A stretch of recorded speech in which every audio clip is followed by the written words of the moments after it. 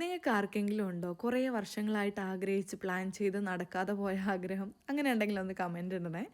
അപ്പോൾ ഇന്നത്തെ ദിവസം കുറച്ച് സ്പെഷ്യൽ ആയതുകൊണ്ട് ഇതിടണോ അതോ ഇതിടണോ എന്നുള്ള കൺഫ്യൂഷനിലായിരുന്നു. അപ്പോൾ സ്പെഷ്യൽ ആയതുകൊണ്ട് തന്നെ ഇത് തന്നെ ഇടാമെന്ന് വിചാരിച്ചു. അപ്പോൾ എനിക്കും ഉണ്ടായിരുന്നു അങ്ങനെ ഒരു ആഗ്രഹം, നീണ്ട 8 വർഷത്തെ ആഗ്രഹം. കഥ തുടങ്ങുന്നത് എൻ്റെ 18ാമത്തെ വയസ്സിലാണ്. എൻ്റെ അപ്പനൊരു ഡ്രൈവർ ആയതുകൊണ്ട് തന്നെ എന്നെയും വണ്ടി ഓടിപ്പിക്കാൻ പഠിപ്പിക്കണം പിന്നെ ഭയങ്കര വാശിയും ആഗ്രഹമൊക്കെ ആയിരുന്നു. അങ്ങനെ ഞാൻ എൻ്റെ 14ാം വയസ്സിൽ വണ്ടി ഓടിക്കാൻ പഠിക്കുകയും 18ാം വയസ്സിൽ ഡ്രൈവിംഗ് ലൈസൻസ് എടുക്കുകയും ചെയ്തു. സ്വന്തമായിട്ട് 2 വീലർ ഇല്ലെങ്കിലും എൻ്റെ നാട്ടിലും വീട്ടിലും കുടുംബത്തിലും ഉള്ള എല്ലാവരുടെ വണ്ടിയും സ്വന്തം വണ്ടിയായിട്ട് ഞാൻ ഓടിക്കുമായിരുന്നു. അങ്ങനെ എന്നെ പേടിച്ചിട്ട് 2 വീലറുള്ള ആൾക്കാർ വീട്ടിലേക്ക് തന്നെ വരാണ്ട് നിന്നിട്ടുള്ള കാര്യങ്ങൾ വരെ ഉണ്ട്.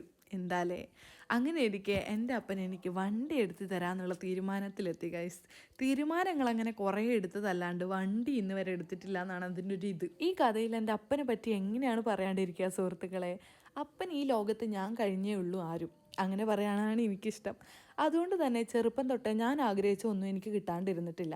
ഈ ഒരു ആഗ്രഹം ഒഴിച്ച് സാഹചര്യത്തിൻ്റെ സമ്മർദ്ദം മൂലം നീണ്ട് അങ്ങനെ പോയി. അങ്ങനെ ഒരു പോയിന്റിലെത്തുമ്പോൾ ഞാൻ തന്നെ ഈ കാര്യങ്ങളൊക്കെ മറന്നു കേട്ടോ. പിന്നെ കല്യാണമായി, ബഹളമായി, ആ കാര്യങ്ങളൊക്കെ പറയാനാണെങ്കിൽ ഈ വീഡിയോയിൽ എന്തായാലും ഒതുങ്ങൂല. പിന്നെ അന്നും ഇന്നും ഞാൻ സ്വയം അഭിമാനിക്കുന്ന ഒരു കാര്യം കൂടിയാണ്, ഞാൻ 14ാം വയസ്സിൽ തൊട്ട് സ്വന്തമായിട്ട് വണ്ടി ഓടിക്കാൻ പഠിച്ചു. അത് ഇപ്പോഴും ഓടിക്കുന്നുണ്ട് എന്നുള്ളൊരു കാര്യം.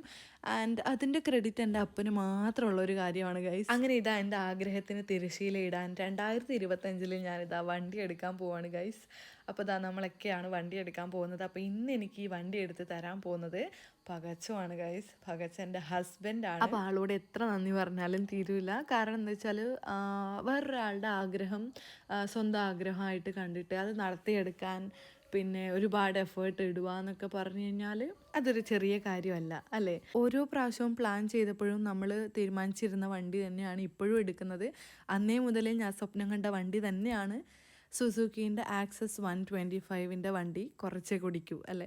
അപ്പോൾ നമ്മളിപ്പോൾ നേരെ പോയിക്കൊണ്ടിരിക്കുന്നത് ബദിയടുക്കയിലുള്ള സുസുക്കീൻ്റെ ഷോറൂമിലാണ്. അവിടെ പോകാനുള്ള റീസൺ എന്ന് പറഞ്ഞാൽ പകച്ചുവിൻ്റെ ഫ്രണ്ട് അവിടെ ജോലി ചെയ്യുന്നത് കൊണ്ടാണ് നമ്മൾ അവിടെ നിന്ന് വണ്ടി എടുക്കാൻ തീരുമാനിച്ചത്. അപ്പോൾ പുള്ളിക്കാരൻ അവിടെ ഉള്ളതുകൊണ്ട് തന്നെ നമുക്ക് ഒരുപാട് കോംപ്ലിമെൻ്ററി ഗിഫ്റ്റും കിട്ടിയിട്ടുണ്ടായിരുന്നു. അപ്പോൾ അതാണ് ഞാൻ എൻ്റെ വണ്ടി എടുക്കാൻ പോവാണ് ഗൈസ്, ഒരുപാട് സന്തോഷത്തോടെ.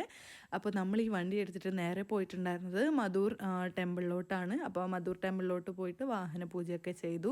അപ്പോൾ എന്നെപ്പോലെ ഒരുപാട് വർഷങ്ങളായിട്ട് പ്ലാൻ ചെയ്തിട്ട് നടക്കാതെ പോയ കുറച്ച് ആഗ്രഹങ്ങൾ എല്ലാവർക്കും ഉണ്ടാവും അല്ലേ? അപ്പോൾ അങ്ങനത്തെ ആഗ്രഹങ്ങളൊക്കെ എത്രയും പെട്ടെന്ന് സഫലീകരിക്കട്ടെ. അപ്പോൾ താങ്ക് യു ഫോർ വാച്ചിങ്. അപ്പോൾ അത്രയേ ഉള്ളൂ. Ta-ta bye bye, see U.